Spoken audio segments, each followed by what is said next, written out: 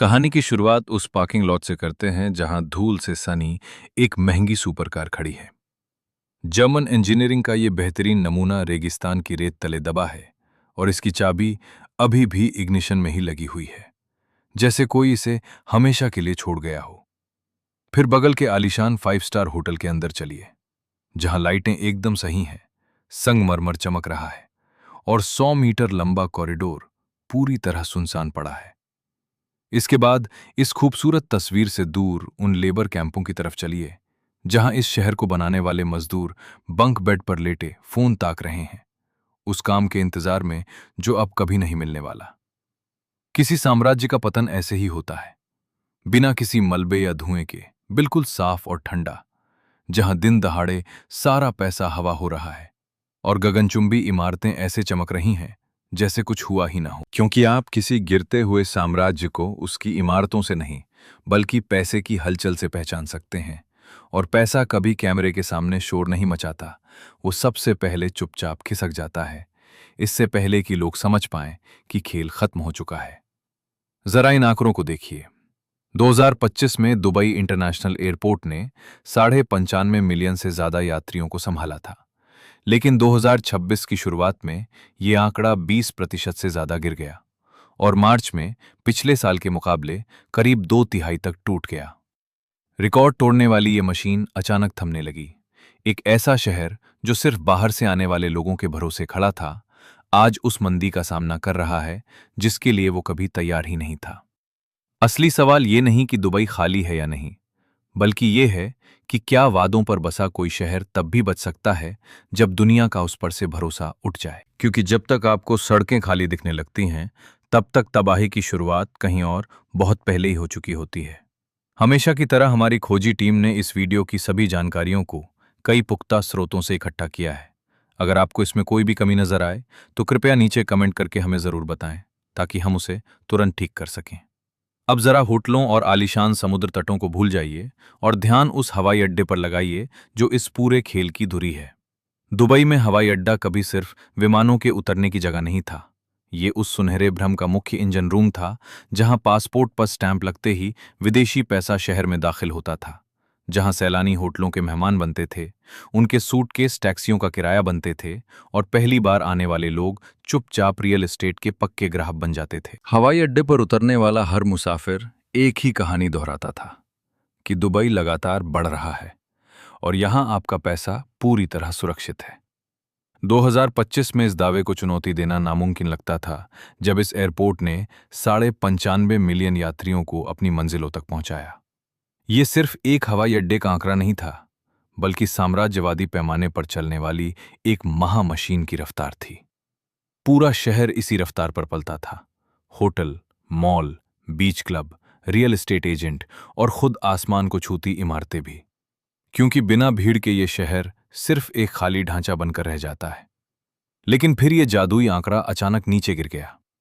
पहले क्वार्टर में सिर्फ 18.6 मिलियन मेहमान ही आए, जो पिछले साल से 20% कम थे। लेकिन असली डराने वाली बात यह नहीं है। असली झटका तो मार्च में लगा, जब यात्रियों की संख्या गिरकर केवल 2.5 मिलियन रह गई, जो पिछले साल के मुकाबले 65.7% की भारी गिरावट थी। यह केवल एक बुरा महीना नहीं था, बल्कि विनाश की तरफ इशारा करने वाला एक बड़ा लाल निशान था। जब कोई छोटा हवाई अड्डा धीमा पड़ता है तो उसका नुकसान स्थानीय ही रहता है, लेकिन जब दुबई का मुख्य एयरपोर्ट ठहरता है तो उसका झटका पूरे सिस्टम को हिला देता है। रनवे से लेकर होटलों की लॉबी, कर्मचारियों की शिफ्ट, बैंकों के कर्ज और आखिरकार निवेशकों के भरोसे तक। एक ऐसी बात है जिसे ज्यादातर लोग भूल जाते हैं। हवाई अड्डे में यह गिरावट किसी सामान्य साल के बाद नहीं आई, बल्कि ये इसके इतिहास के सबसे शानदार और रिकॉर्ड तोड़ साल के ठीक बाद आई है। दुबई किसी कमजोरी से नहीं उबर रहा था, वो तो अपनी कामयाबी के शिखर पर खड़ा था, और तभी जमीन खिसक गई। बड़े पतन की शुरुआत हमेशा ऐसे ही होती है, शांति से नहीं, बल्कि एक ऐसे आंकड़े से जो अचानक आपकी उम्मीदों से मेल नहीं खाता। और जब एयरपोर्ट से उत्सव का शोर गायब होता है तो पूरा शहर खतरे के सायरन जैसा लगने लगता है। हवाई अड्डे के बाद इस मंदी का सीधा असर शेयर बाजार पर नहीं, बल्कि आलीशान होटलों की लॉबियों में महसूस किया गया। क्योंकि दुबई में कोई भी होटल सिर्फ ठहरने की जगह नहीं होता, वो तो बेचे जा रहे उस खूबसूरत सपने का चमचमाता हुआ शोरूम होता है। संगमरमर, चमकीले कांच, सुनहरी रोशनी और ऐसा स्टाफ जो आपके कुछ मांगने से पहले ही हाजिर हो जाए। ये सिर्फ रहने का ठिकाना नहीं था, बल्कि इस बात का जिंदा सबूत था कि दुबई रेगिस्तान की झुलसाने वाली गर्मी को भी बेमिसाल विलासिता में बदल सकता है।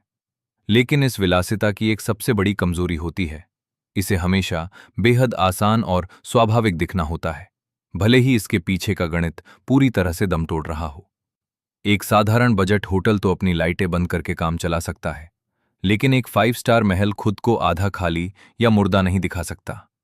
फव्वारे चलते रहने चाहिए, शेफ इंतजार करते रहने चाहिए और गलियारों में महंगी खुशबू वैसी ही महकनी चाहिए, भले ही अंदर के कमरे पूरी तरह वीरान पड़े हों। यहीं आकर यह पतन साफ तौर पर दिखाई देने लगता है। ये पतन किसी खंडहर के रूप में नहीं, बल्कि एक गहरे सन्नाटे के रूप में सामने आता है। एक ऐसा गलियारा जहां रोशनी तो मुकम्मल है, पर कदमों की कोई आहट नहीं है। मेहमानों के लिए सजा हुआ बुफे जहां कोई नहीं आया, और बिना छुए हुए खाने की मेजों के पास खड़ा कोई वेटर। तस्वीरों में यह शहर आज भी जिंदा दिल दिखता है और वीकेंड पर भीड़ भी नजर आती है। लेकिन असली परीक्षा सोमवार और मंगलवार को होती है, जब इस बड़ी मशीन को चलाने के लिए असली अंतर्राष्ट्रीय मांग की जरूरत होती है। और यहीं पर इस सुनहरे भ्रम की कलई खुल जाती है। पाम रिसॉर्ट में वीकेंड पर तो स्थानीय लोगों के दम पर रौनक दिखती थी, लेकिन हफ्ते के बाकी दिनों में कमरों की बुकिंग 20 से 30% तक गिर जाती थी। ये कोई असीमित मांग नहीं है, बल्कि ये तो भारी छूट देकर स्थानीय लोगों के दम पर खुद को जिंदा रखने की कोशिश है। जब एक 5 स्टार होटल स्थानीय लोगों को छूट देने लगे, तो ये कोई मार्केटिंग रणनीति नहीं होती। ये दरअसल एक बड़ा इशारा है कि अब उस आलीशान सपने की कीमत घटाई जा रही है। याद रखिए, दुबई को कभी सस्ता होने के लिए नहीं बनाया गया था।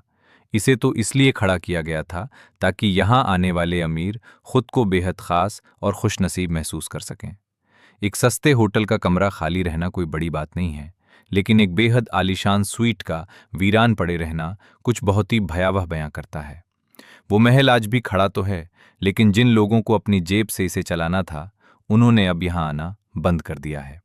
और फिर ये सन्नाटा होटलों से बाहर सड़कों पर पसरने लगता है। ये किसी बिजली गुल होने जैसा नहीं है, वो तो बहुत ही साफ तौर पर दिख जाता। दुबई का पतन तब हो रहा है जब उसकी सारी बत्तियां जल रही हैं, इमारतें जगमगा रही हैं और मॉल्स की ठंडी हवा चमचमाते फर्शों पर तैर रही है। जरा और करीब से देखने पर ही आपको इस सच का अंदाजा होगा। इस संकट में सबसे पहले इमारतें गायब नहीं होती, बल्कि वो इंसानी भीड़ गायब हो जाती है जो इस अमीरी को हकीकत बनाती है। क्योंकि बिना लोगों के कोई भी इलाका मंजिल नहीं, बल्कि सिर्फ एक खाली मंच बनकर रह जाता है। सड़कें टूटी हुई नहीं दिखती, बल्कि ऐसा लगता है जैसे उनका काम अधूरा छोड़ दिया गया हो। ये किसी ऐसे नाटक जैसा है जहां कलाकार तैयार हैं, लेकिन दर्शक ही गायब हैं। ये मंजर किसी अंधेरे से भी ज्यादा डरावना है, क्योंकि अंधेरा तो सिर्फ ये बताता है कि कुछ टूट गया है, लेकिन दुबई तो आज भी बिल्कुल बेदाग और खूबसूरत दिखता है। यही खूबसूरती इस खालीपन को और ज्यादा डरावनी बना देती है। वैलेट पार्किंग पर कोई कतार नहीं है, रेस्तरां खाली पड़े हैं और मॉल के गलियारों में संगीत सिर्फ इसलिए बज रहा है ताकि उस खाली जगह को भरा जा सके। दुबई में लोग कोई सजावट नहीं है, बल्कि वे इस शहर के जिंदा होने का सबूत हैं। अगर आप इन्हें हटा देंगे तो शहर बिखरेगा नहीं, बल्कि अपना वजूद ही खो देगा। अस्थायी भरोसे पर खड़े किसी शहर का यही सबसे बड़ा और छिपा हुआ खतरा होता है। दुबई ने कभी लोगों को अपनी जमीन से जुड़ना नहीं सिखाया। उसने हमेशा सिर्फ सौदे बेचे, अफसर, टैक्स की छूट, काम की तेज रफ्तार और बड़ा रुतबा। और याद रखिए, कोई भी सौदा कभी वफादारी नहीं हो सकता। जैसे ही जोखिम फायदे से ज्यादा बड़ा लगने लगता है, सौदे को तुरंत बदला या पूरी तरह से खत्म किया जा सकता है।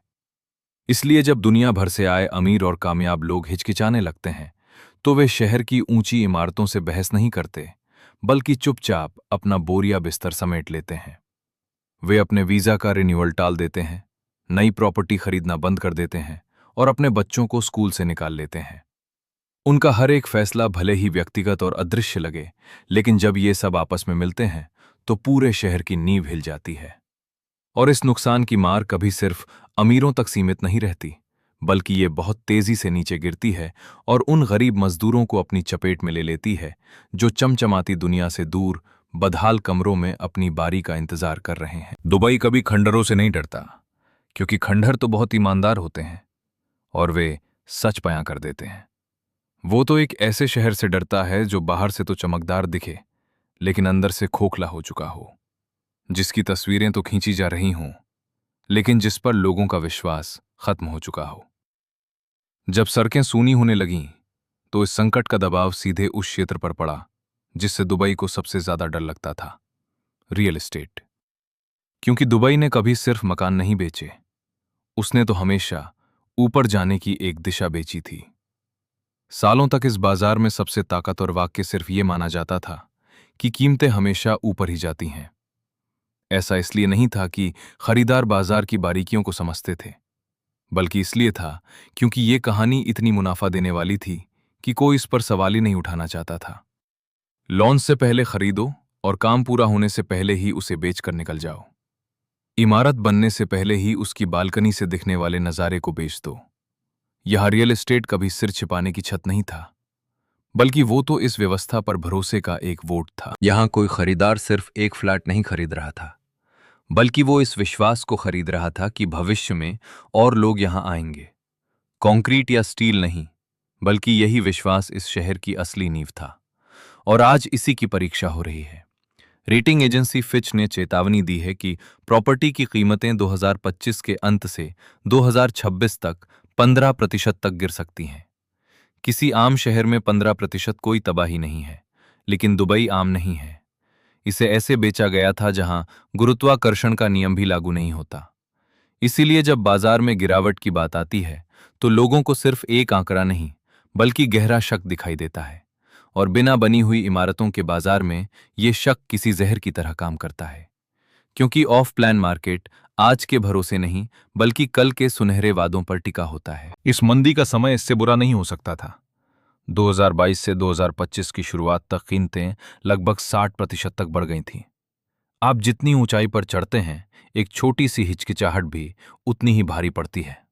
इसके ऊपर से अगले 2 सालों में लगभग 2,10,000 नए घरों की सप्लाई बाजार में उतरने वाली है, वो भी ऐसे बाजार में जो लगातार नए खरीदारों के भरोसे चल रहा था। आम भाषा में इसे एक्स्ट्रा स्टॉक कहते हैं, लेकिन दुबई की भाषा में ये एक बड़ा इम्तिहान है। कल तक खरीदार इस बात से डरते थे कि कहीं वे मौका न चूक जाएं, लेकिन आज वे इस बात से डर रहे हैं कि कहीं उन्होंने बहुत देर से तो खरीदारी नहीं की। कल तक सवाल यह था कि मैं कितनी जल्दी अंदर आ सकता हूं, लेकिन आज सवाल यह है कि अगर मैं बाहर ना निकल पाया तो क्या होगा। और ये डर किसी भी मंदी से ज्यादा खतरनाक है, क्योंकि प्रॉपर्टी का तिलस्म कभी किसी इमारत के गिरने से नहीं टूटता, बल्कि ये तो बाजार में फैली सिर्फ एक फुसफुसाहट से बिखर जाता है कि शायद दुबई की कीमतें हमेशा ऊपर नहीं जाती। हवाई अड्डे के गिरते आंकड़ों, होटलों की भारी छूट और रियल एस्टेट के बिखरते भ्रम के नीचे एक बहुत पुरानी ताकत चुपचाप इंतजार कर रही थी, और वो ताकत है खुद रेगिस्तान। ये वही प्राकृतिक शक्ति है जिसे हराने का दावा दुबई दशकों से करता आ रहा है। कांच की गगनचुंबी इमारतों ने लोगों को इस सच को भुला दिया। बड़े बड़े वातानुकूलित मॉल्स ने इसे नजरअंदाज करना सिखाया, और छतों पर बने शानदार इन्फिनिटी पूल्स ने लोगों को इस पर हंसने का मौका दिया। लेकिन रेगिस्तान कभी कहीं गया ही नहीं था। उसे तो बस कुछ वक्त के लिए कांच की दीवारों के पीछे धकेल दिया गया था, और अब हर गर्मी में वो अपनी जमीन का पूरा हिसाब वसूलने वापस आता है। क्योंकि दुबई का निर्माण किसी ठंडे और सुहावने मौसम में नहीं हुआ था, बल्कि इसे उस झुलसाने वाली तपती गर्मी के बीच खड़ा किया गया था जो इंसानों के बनाए हर ढांचे को पिघलाने की ताकत रखती है। आइए आज आप और मैं मिलकर दुबई के उस सच को टटोलते हैं जिसे अक्सर चमचमाती तस्वीरों के पीछे छुपा दिया जाता है। यहाँ की भीषण गर्मी खिड़कियों को तोड़ देने पर उतारू दिखती है, और तपते डामर से उठकर छांव को भी एक महंगी सुविधा बना देती है। दुबई ने इस गर्मी को कभी मात नहीं दी, बल्कि इसे छिपाने के लिए एक बेहद खर्चीला तंत्र खड़ा किया है। हर इमारत, हर मॉल और हर लॉबी को ठंडा रखने के लिए मशीनें, रखरखाव और बेहिसाब पैसा 2400 घंटे बहाया जाता है। यही इस शहर का असली जाल है।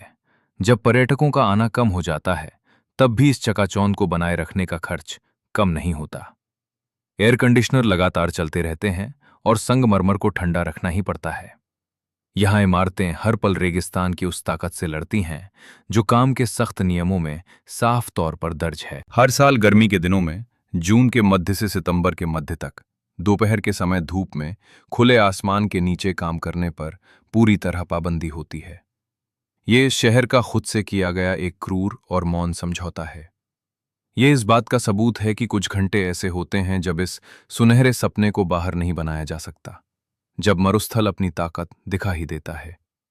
ऐसे में जो शहर खुली आज़ादी बेचने का दावा करता है, वो बंद दरवाजों, हवाई अड्डों, टैक्सियों और बंद मॉल पर निर्भर हो जाता है। सब कुछ ठंडा, सब कुछ सील। ये कोई सामान्य शहर नहीं बल्कि एक कृत्रिम कूलिंग कॉरिडोर है, जिसे चलाने का खर्च बहुत भारी है। किसी ठंडे देश में एक खाली कमरा सिर्फ एक खाली कमरा होता है, लेकिन दुबई में एक खाली लग्जरी कमरा भी गर्मी से जूझती एक मशीन है जो चकाचौंध के इस भ्रम को बनाए रखने के लिए लगातार बिजली और पैसा फूंक रही है। मेहमान जितने कम होंगे, प्रति व्यक्ति ये बोझ उतना ही भारी होता जाएगा। दुबई कभी इस तपते रेगिस्तान से ऊपर उठ ही नहीं पाया। वो तो बस पैसे के दम पर ऐसा होने का दिखावा कर रहा था। लेकिन जब पैसा यहां से खिसकने लगता है, तो वो जानलेवा गर्मी वहीं खड़ी मिलती है, ठीक कांच की दीवारों के उस पार। हमारी पड़ताल बताती है कि जब मंदी आती है, तो उसका असर उन लोगों पर सबसे पहले पड़ता है जिन्हें दुबई कभी दुनिया को नहीं दिखाता। वे निवेशक या बड़े डेवलपर्स नहीं हैं जो उन ऊंची इमारतों के मॉडलों के पास खड़े मुस्कुराते हैं जो अभी तक बनी ही नहीं है। ये असर उन लोगों पर होता है जो बहुत नीचे, रसोइयों, लॉन्ड्री रूमों, संगमरमर की दीवारों के पीछे बने सर्विस कॉरिडोरों, कंस्ट्रक्शन साइटों और रूफटॉप बार से कोसों दूर बने लेबर कैंपों में रहते हैं। यहीं आकर इस शहर की सुस्ती सिर्फ आंकड़ों की बात नहीं रह जाती, बल्कि एक मानवीय त्रासदी बन जाती है। हर आलीशान शहर के दो चेहरे होते हैं, एक वो जिसकी तस्वीरें ली जाती हैं और दूसरा वो जो उन तस्वीरों को मुमकिन बनाता है। हर चमकती हुई सतह के पीछे कोई न कोई ऐसा हाथ होता है जो उसे दिन रात साफ करता है। हर विशाल इमारत के पीछे कोई ऐसा मजदूर होता है जो उस भीषण गर्मी में कंक्रीट डालता है, जिससे बचने के लिए सैलानी भारी कीमत चुकाते हैं। जब पूंजी का प्रवाह धीमा होता है, तो उसका दर्द केवल शीर्ष पर बैठे लोगों तक ही सीमित नहीं रहता, वो बहुत तेजी से नीचे गिरता है। एक अमीर निवेशक इंतजार कर सकता है, एक डेवलपर दोबारा सौदेबाजी कर सकता है और एक होटल का मालिक कमरों के दाम घटा सकता है, लेकिन एक गरीब मजदूर अपनी भूख को टाल नहीं सकता। वो अपने परिवार को ये नहीं कह सकता कि जब बाजार में भरोसा लौटेगा, तब वो घर पैसे भेजेगा। उसे इसका असर तुरंत अपने काम के घंटों में, अपनी मजदूरी में और घर पर की जाने वाली फोन कॉल में महसूस होने लगता है। ये वो स्याह पहलू है जिसे दुबई के रंगीन विज्ञापनों और ब्रोशरों में कभी नहीं दिखाया जाता। लाखों प्रवासी मजदूर गाड़ियां चलाते हैं, अपार्टमेंट बनाते हैं, चादरें धोते हैं और सैलानियों के जागने से पहले और सोने के बाद इस शहर को गतिमान रखते हैं। इसलिए मंदी को केवल होटलों के राजस्व से नहीं आंका जा सकता। इसे उन काम के घंटों से मापा जाना चाहिए जो मजदूरों को नहीं मिले, उस बख्शीश से जो वे नहीं कमा पाए और उस इंतजार से जो वे एक ऐसी फोन कॉल के लिए कर रहे हैं जो कभी नहीं आती। यहां गर्मी के साथ क्रूरता और बढ़ जाती है। दुबई को चलाने वाले ये लोग खुद उस जानलेवा मौसम की मार झेलते हैं जिससे पर्यटकों को सुरक्षित रखा जाता है। मेहमान हमेशा ठंडी हवा के घेरे में रहता है, जबकि मजदूर लोडिंग बे, सर्विस रोड और खुले आसमान के नीचे तपते रास्तों पर पसीना बहाता है। अमीर यहां आराम खरीदता है और गरीब उस तकलीफ को अपने शरीर में सोख लेता है। विलासिता का ये तंत्र खुद को ऐसे ही बचाता है। शीर्ष परत झुकती है और निचली परत टूट जाती है। कोई भी अरबपति इस शहर को छोड़कर जा सकता है। कोई भी पर्यटक छुट्टी मनाने के लिए कोई दूसरा देश चुन सकता है, लेकिन यहाँ का मजदूर इस बर्बादी के परिणामों को भुगतने के लिए यहीं फंसा रह जाता है। और यदि इस बुनियादी ढांचे की नींव पर जरूरत से ज्यादा दबाव पड़ता है, तो इसके ऊपर खड़ी आलीशान इमारतें अपनी ताकत खोने लगती हैं। वे लाचार नजर आने लगती हैं। अब हम उस सवाल पर आते हैं जिसका सामना दुबई कभी नहीं करना चाहता। ये सवाल ये नहीं है कि वो कितनी और इमारतें बना सकता है या कितने यात्रियों को संभाल सकता है। सबसे गहरा सवाल तो ये है कि जब रफ्तार धीमी पड़ जाएगी, तब दुबई का वजूद क्या बचेगा? इस शहर के स्काईलाइन, कृत्रिम द्वीपों, सुपर कारों और रिकॉर्ड बनाने वाले बड़े दावों को हटाकर देखिए, तो नीचे क्या बचता है? क्योंकि दुबई ने कभी भी ऐसी किसी चीज का निर्माण करके अपनी ताकत नहीं बनाई, जिसके बिना दुनिया का काम न चल सके। यदि आप और मैं गौर से देखें, तो दुबई ने खुद को पूर्व और पश्चिम, भारी पूंजी और टैक्स की छूट, पर्यटकों और विलासिता तथा बंजर रेगिस्तान और वित्तीय कल्पनाओं के बीच बेहद चालाकी से स्थापित किया है। ये शहर चीजों को घुमाने, यानी लोगों, पैसे, रुतबे और भरोसे के संचरण में माहिर बन गया। यही इसकी सबसे बड़ी खूबी थी और यही इसकी सबसे बड़ी कमजोरी भी है।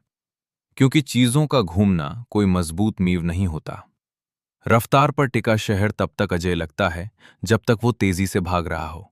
लेकिन जैसे ही गति धीमी होती है, इससे जुड़ी हर एक चीज एक साथ दबाव में आ जाती है। यहाँ का हवाई अड्डा सिर्फ विमानन का तल केवल कमरे नहीं थे, वे गति से होने वाली कमाई थे। रियल एस्टेट भविष्य की कीमत में बदली गई गति थी। और यही इस संकट की मुख्य वजह है, जो केवल आर्थिक नहीं बल्कि मानसिक भी है। सालों तक दुबई ने दुनिया को यह विश्वास दिलाया कि उसका हर नया आंकड़ा पिछले रिकॉर्ड को तोड़ देगा। इसीलिए बाजार में मामूली उतार चढ़ाव भी किसी बड़े धोखे जैसा लगने लगता है।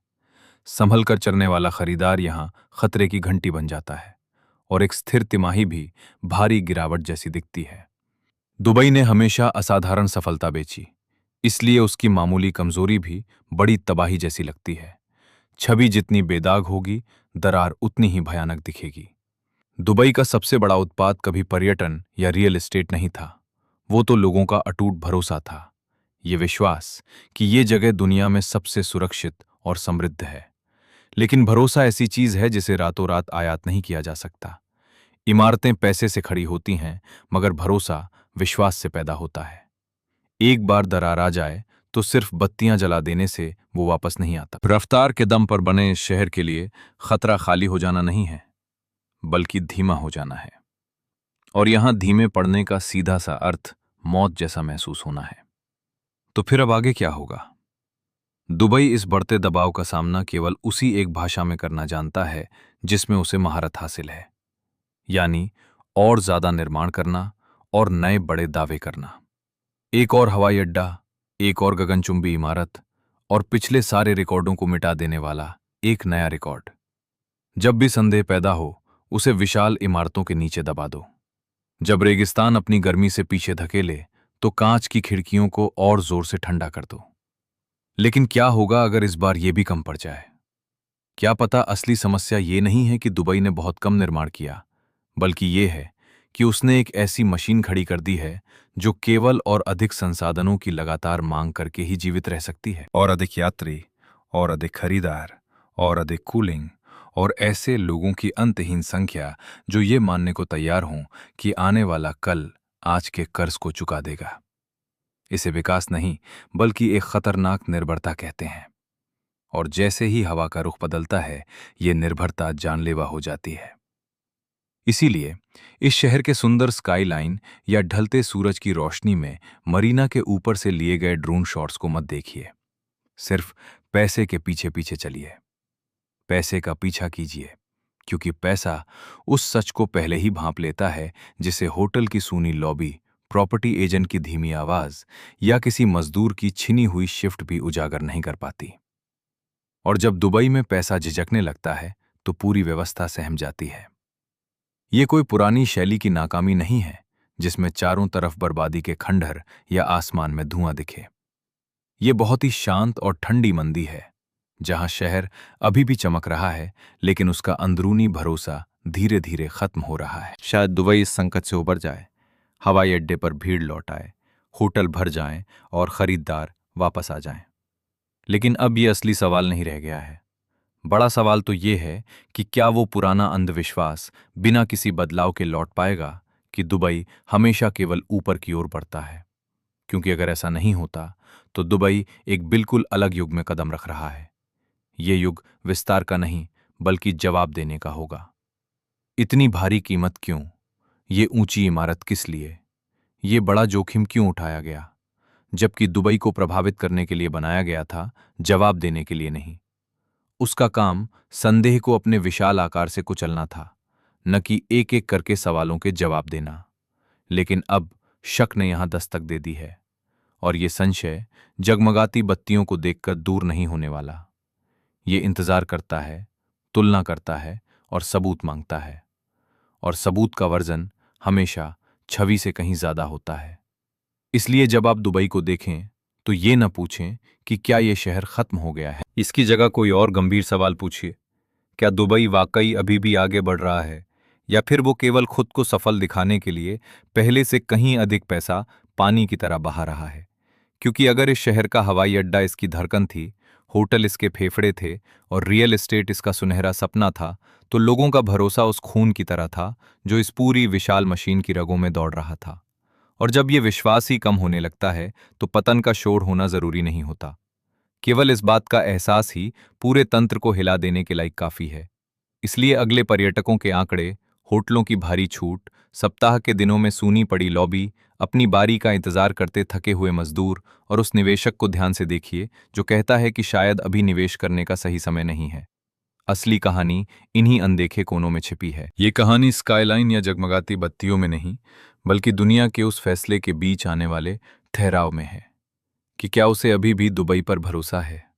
क्योंकि साम्राज्य तब नहीं मरते जब उनकी दीवारें गिर जाती हैं, बल्कि तब मरते हैं जब लोगों को ये यकीन नहीं रहता कि ये दीवारें हमेशा खड़ी रहेंगी।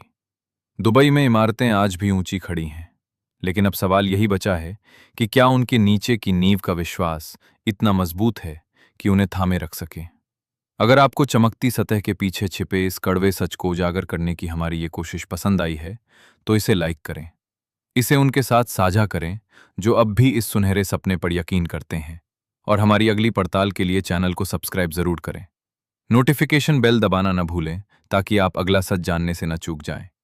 क्योंकि यहाँ हम सिर्फ खबरें नहीं पढ़ते, बल्कि उनकी चीर फाड़ करते हैं, पैसे का पीछा करते हैं और चमक के पीछे छिपे असली सच को उजागर करते हैं।